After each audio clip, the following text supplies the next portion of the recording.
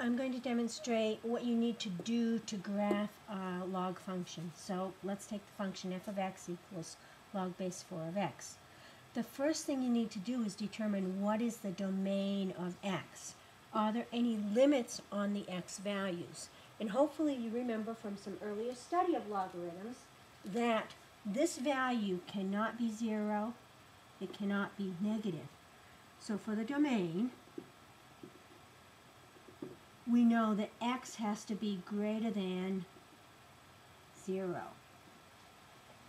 Now, I like you to write that using notation. So we use the curved bracket to mean it can't include 0, and then it can go, of course, to infinity on the positive side. So there's a notation for the domain of the function. The next thing you need to do is determine, are there any asymptotes or intercepts?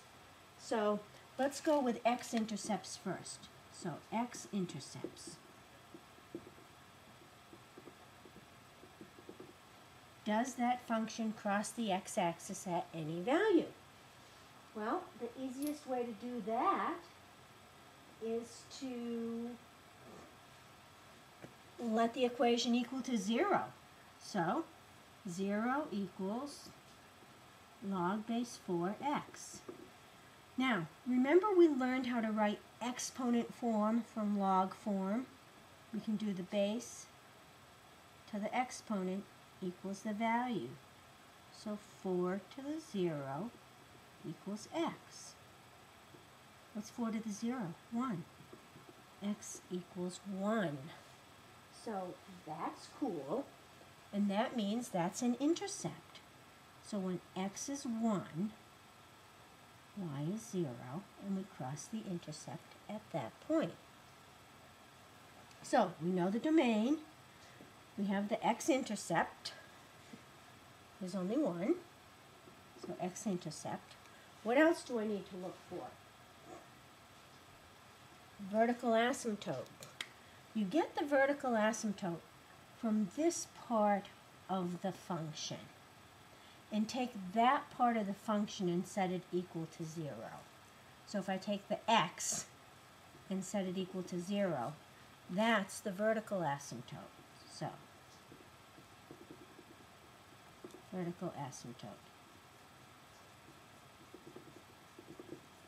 Now, I have quite a bit of information in terms of graphing. I know that x values can go not 0, but anything that way on the axis. I know there's an intercept at 1, 0. I know there's a vertical asymptote at x equals 0.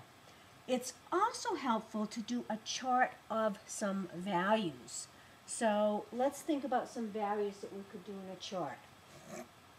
Let's make a little chart here. X, f of x. And try some values here. All right, we'll just do a few. Got any ideas of points we should try? How about, well, we know what happens at 1. We know it crosses the x-axis. So we have that point, 1, 0. What happens smaller than 1? Let's try a 4th.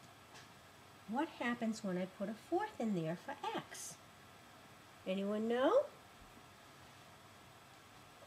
Well, it comes out to -1. What's some other values I can try? Well, we know 1 is 0. Let's try something bigger than 1. Let's try 4.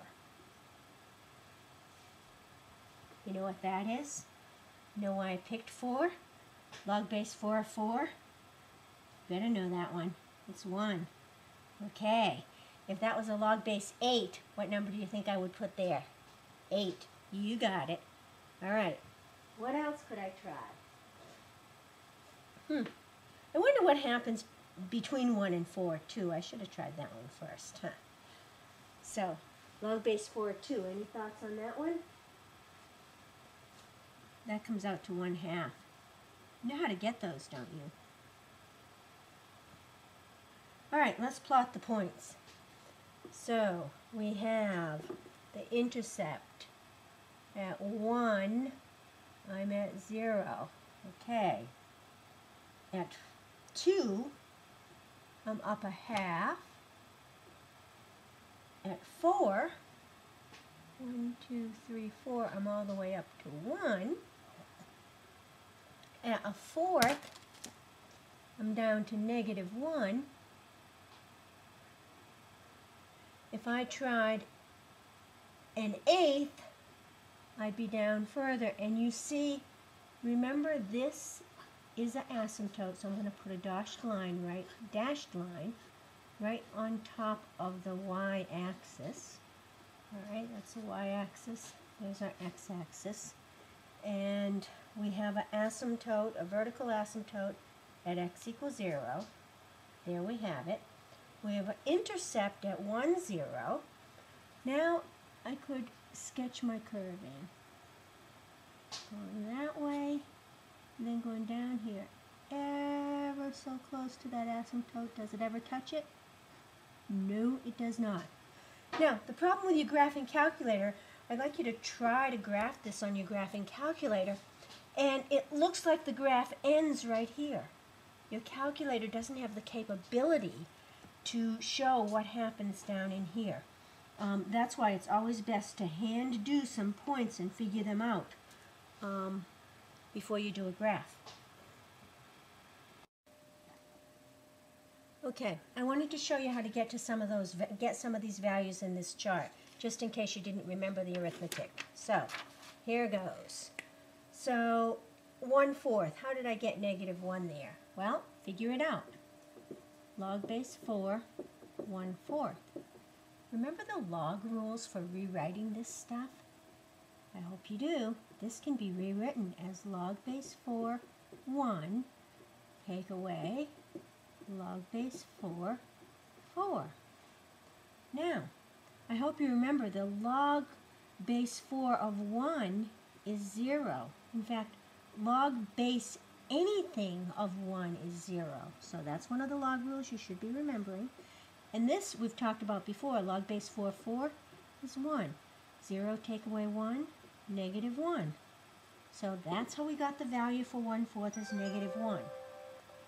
And again, log of 1 is 0, so that I showed you here. Log base 4 of 4 is 1, so we have that one. So the only other one we really have to do is how do you get 1/2 when the x is a 2? So let's see if we can do that. So this time we're doing log base 4, 2. And we want to figure out what happens there. So, log base 4, 2. Well, you know, 2 is the same thing as 4 to the 1/2. Did you know that? 4 to the 1/2, square root of 4, 2. I could rewrite this like this. 1/2 log base 4, 4. Right? Who's the exponent in front? Do I know this part? You bet, that's 1. So what's 1/2 times 1? 1/2. So, you can do lots of numbers. I like using powers of 2 because of the base 4, or powers of 4. And you could do some other numbers. Do you know what would happen if I wanted to figure out log base 4, 16? I didn't put that in my chart, but we could put a 16 there and see what happens at 16. Well, rewrite 16 as what? 4 squared. Log base 4, 4 squared. How about 2? Log base 4, 4. How about 2? So, at 16, I'm all the way up to 2. So, if I had enough spaces, I could go all the way to 16, and I would be only up to 2. All right.